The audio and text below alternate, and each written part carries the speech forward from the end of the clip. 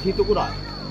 Pemirsa, saat ini kita lagi bersama dengan Kepala BPBD Kabupaten Bengkulu Selatan, Bapak Henyepi, untuk mengupdate informasi terbaru terkait dengan musibah gempa bumi yang ada di Bengkulu Selatan.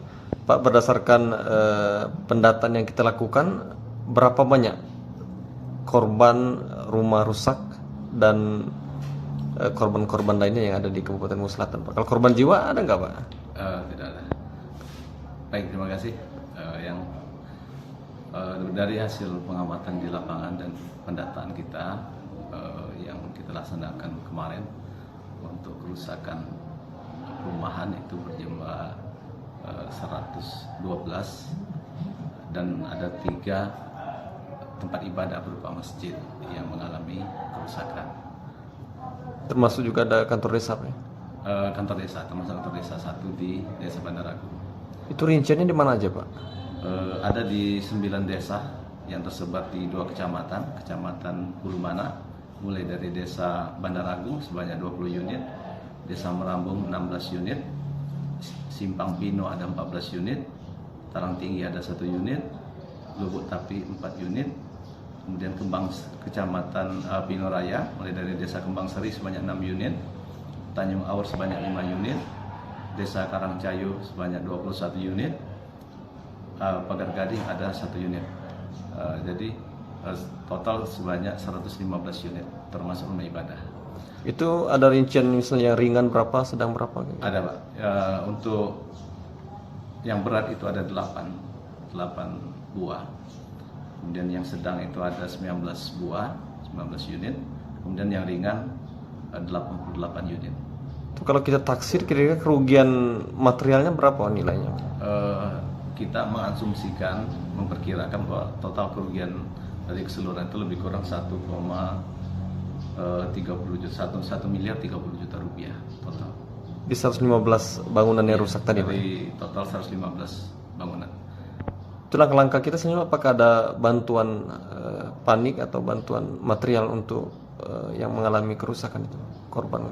Iya, kita akan mendistribusikan terutama untuk korban yang mengalami kerusakan berat berupa logistik untuk kebutuhan rumah tangga, mulai dari kebutuhan pokok, beras, minyak goreng, makanan ringan, makanan siap saji, kemudian terpal, dan kemudian juga kita akan susulkan berupa bahan bangunan.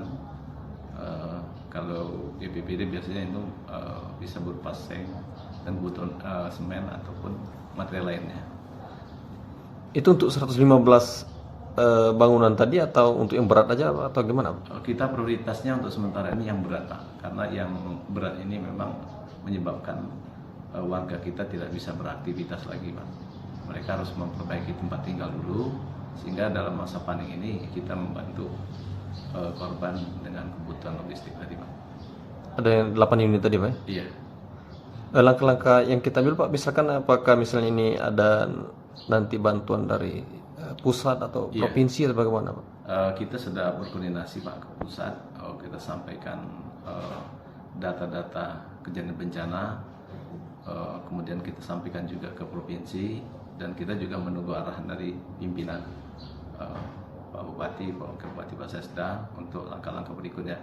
Karena untuk penanganan infrastruktur atau perumahan yang terdampak bisa dilaksanakan oleh OPD lain, PUPR, Basnas, ataupun OPD lainnya ataupun kementerian lainnya. Di dalam waktu dekat ini yang memungkinkan itu bantuan masa panik tadi, Pak? Iya, masa panik sudah kita pastikan, Pak. Insya Allah hari ini akan kita distribusikan bersama Dinas Sosial, BPBD, dan Pak Bupati ke korban bencana. Itu dalam bentuk apa aja, Pak? Sembako atau? Iya, pada dasarnya yang utama itu adalah sembako dan kebutuhan pokok lainnya, baik mungkin terpal, pakaian, yang pasti itu kebutuhan pokok dulu, Pak. Kalau untuk bahan material bangunan tadi, Pak? Untuk Rencananya kapan juga? Untuk bahan material kita masih menunggu arahan dulu, Pak, karena untuk penanganan bangunan ini kan ada juga di Basnas dan infrastruktur lainnya, Perkem ataupun PUPR.